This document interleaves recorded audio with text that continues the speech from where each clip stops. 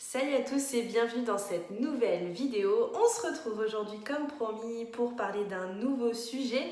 Aujourd'hui on va parler de la motivation, de comment montrer sa motivation lors d'un entretien téléphonique ou d'un entretien d'embauche. Alors je vais surtout parler de l'entretien téléphonique parce que l'entretien téléphonique c'est ce qui vous permettra d'accéder à l'étape suivante, d'accéder en fait à l'entretien physique et à ce qui vous permettra de décrocher ou non un job derrière.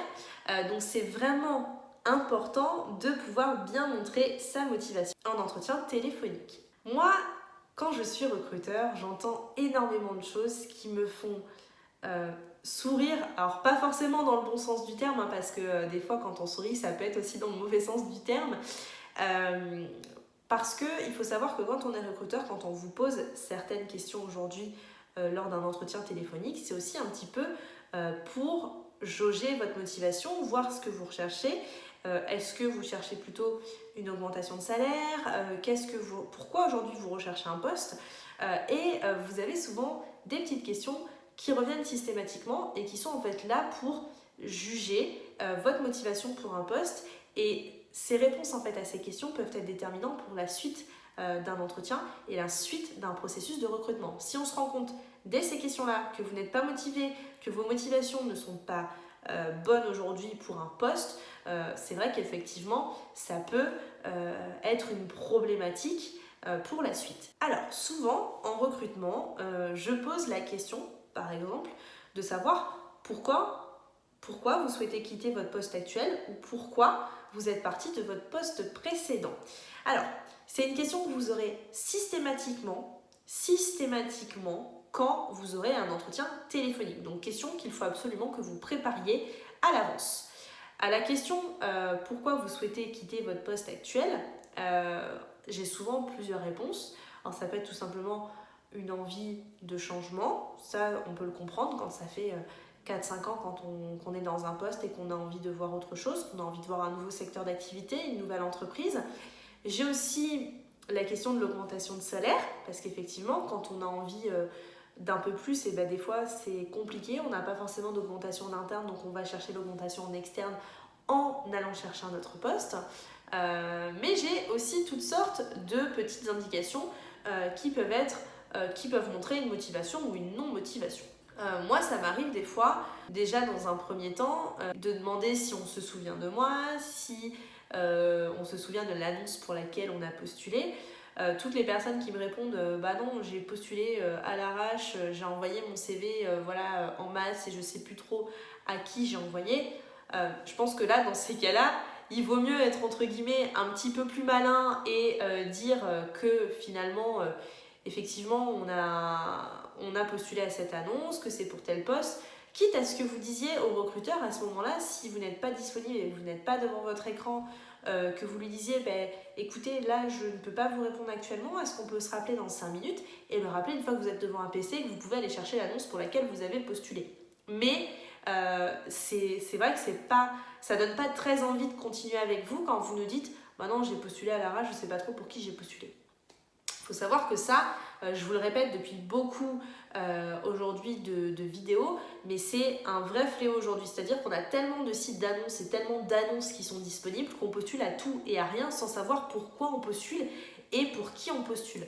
Je ne vous demande pas de connaître toutes les annonces pour qui vous avez postulé. Je ne vous demande pas de connaître par cœur et de ne postuler qu'à 3 ou 4 annonces. Par contre, vous ne pouvez pas dire à un entretien d'embauche oui, mais j'ai postulé à plein d'annonces et je ne sais pas pour qui j'ai postulé. Ça, on raye. La question aussi que je vous posais, pourquoi vous souhaitez quitter de job aujourd'hui? On n'a pas besoin de spécialement connaître toute votre vie professionnelle et toute votre vie dans cette expérience pro. Moi, des fois, j'ai des candidats qui me racontent des vérités que je ne préférerais pas savoir en tant que recruteur. Il y a des choses qu'en tant que recruteur, on n'a pas besoin de savoir. Nous, ce qu'on veut savoir, c'est que si aujourd'hui vous souhaitez quitter un poste, c'est parce que vous avez envie de vous investir dans un nouveau projet et que vous avez envie d'aller plus loin.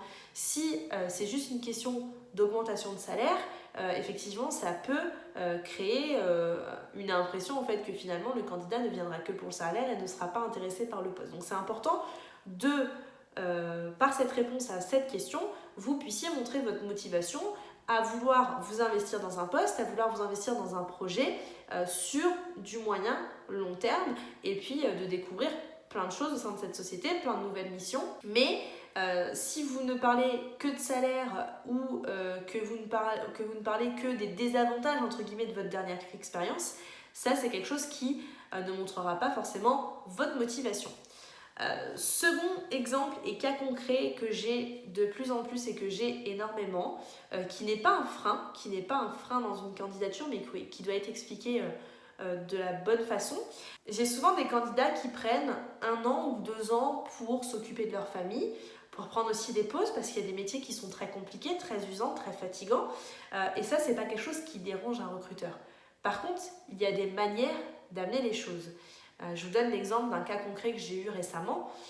Quand je pose la question qu'est-ce que vous faites depuis que vous avez quitté votre dernier emploi, je me suis occupée de mes enfants, puis aujourd'hui, de toute façon, Pôle emploi arrive à la fin, donc il me faut un job. C'est des choses que quand on est recruteur, le recruteur n'a pas envie de savoir que vous venez retravailler juste parce que vous n'avez plus Pôle emploi. Non. Par contre, expliquer qu'effectivement, vous êtes occupé de vos enfants pendant ce temps, que vous avez pris un peu de temps personnel, que vous avez pris du temps pour vous, ça on peut le comprendre en tant que recruteur. On n'est pas des méchants, on n'est pas là pour juger votre vie personnelle, on n'est pas là pour juger que vous ayez pris un congé ou pas pendant 1 an ou 2 ans pour vous occuper de vos enfants. Mais dire voilà, je veux revenir travailler juste parce que je n'ai plus les allocations Pôle emploi, je peux vous dire que ça, c'est vrai qu'effectivement ça aura tendance à plus avoir un côté négatif et à ne pas montrer votre motivation que de la montrer. Donc c'est très important aujourd'hui, lors d'un entretien téléphonique, d'être capable de montrer pourquoi vous êtes motivé. On ne demande pas en fait à ce que vous racontiez toute votre vie personnelle. C'est important dans un entretien téléphonique de montrer que vous êtes motivé. Pas seulement par juste les missions du poste, mais par la globalité du poste, c'est-à-dire les missions, ce que la société peut vous apporter, la société en elle-même, mais que vous êtes motivé globalement. Vous n'êtes pas juste motivé pour le salaire ou parce que vous n'avez plus d'allocation Pôle emploi et qu'il faut que vous alliez travailler. Non, ça c'est des choses que vous ne pouvez pas dire en entretien, hormis si vous avez envie de vous flinguer des entretiens téléphoniques très facilement. C'est quelque chose qui est important aujourd'hui.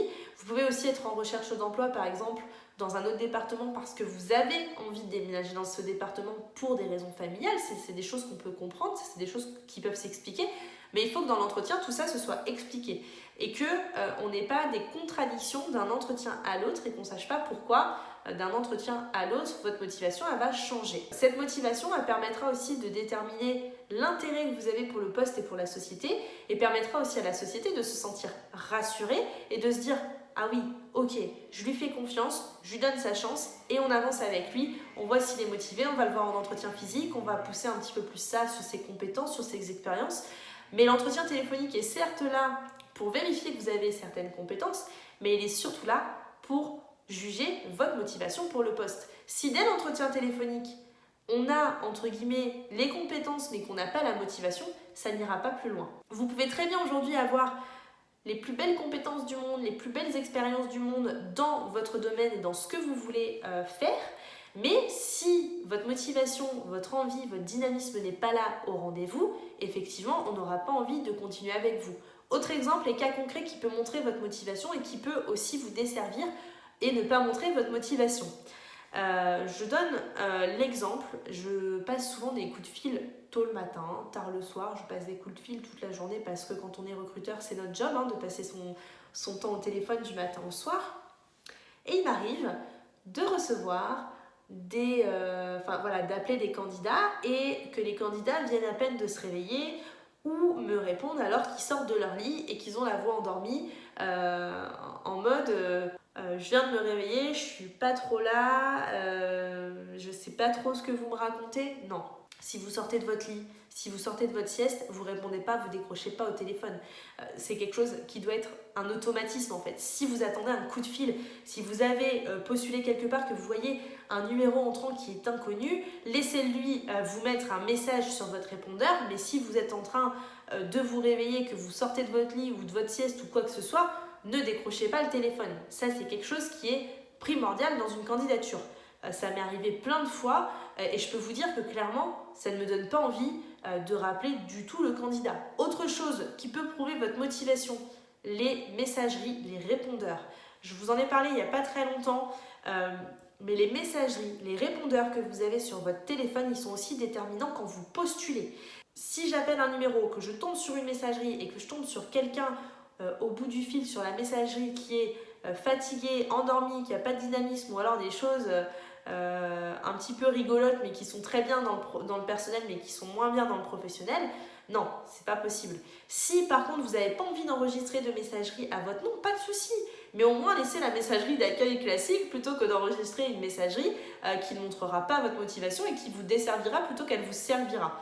Personnellement, moi ça m'est arrivé clairement d'appeler des candidats, de tomber sur la messagerie et de me dire waouh, peut-être que j'aurais pas dû appeler. Et vous voyez, des fois j'ai même pas envie de laisser de message, je laisse des messages, on me rappelle et je vois comment ça fonctionne. Mais dites-vous que dès cette messagerie, on peut aussi déterminer quelle est votre personnalité, comment est votre motivation et ce que vous avez envie de faire. Donc ça, c'est aussi important. C'est plein de petites choses qu'il faut travailler et sur lesquelles il faut que vous poussiez l'accent de la manière la meilleure possible et la plus positive possible, de manière aussi à ce qu'on voit que vous soyez motivé et que vous ayez envie. Voilà pour aujourd'hui.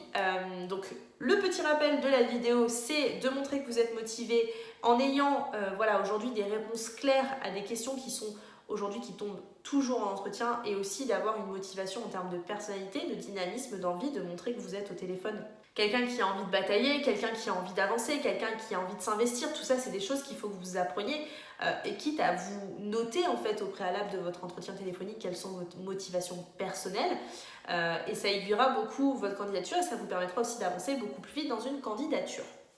Si vous n'avez pas encore téléchargé l'e-book Réussite à recherche d'emploi, il est disponible en téléchargement en cliquant dans ma bio juste en dessous. Vous cliquez sur télécharger sur le lien, vous entrez votre adresse mail, vous cliquez sur télécharger, vous recevez l'e-book directement sur votre boîte mail. Vous verrez, vous avez plein d'astuces, de conseils pour organiser votre recherche d'emploi, être plus efficace, être plus productif et avancer beaucoup mieux. Vous avez aussi le lien de notre site internet, des derniers articles qu'on a pu publier. On a plein aussi d'astuces et de conseils pour la recherche d'emploi, donc n'hésitez pas à aller checker. Vous avez des astuces sur les CV, sur les lettres de motivation, sur les compétences, sur la recherche d'emploi en règle générale, sur la productivité, sur comment se booster, sur comment s'organiser. Donc n'hésitez pas à aller jeter un œil et à nous donner vos avis sur les derniers articles qui ont été publiés. Je suis également assez joignable si vous avez besoin, soit en commentaire sur YouTube juste en dessous, soit directement sur les réseaux Facebook, Instagram, LinkedIn. Vous avez juste à cliquer en dessous sur les différents liens et vous retrouverez très rapidement toutes les infos. N'hésitez pas à me contacter, je reste joignable, je suis là vraiment pour répondre à toutes vos questions en termes de recherche d'emploi et de recrutement et on se dit à très vite pour une nouvelle vidéo.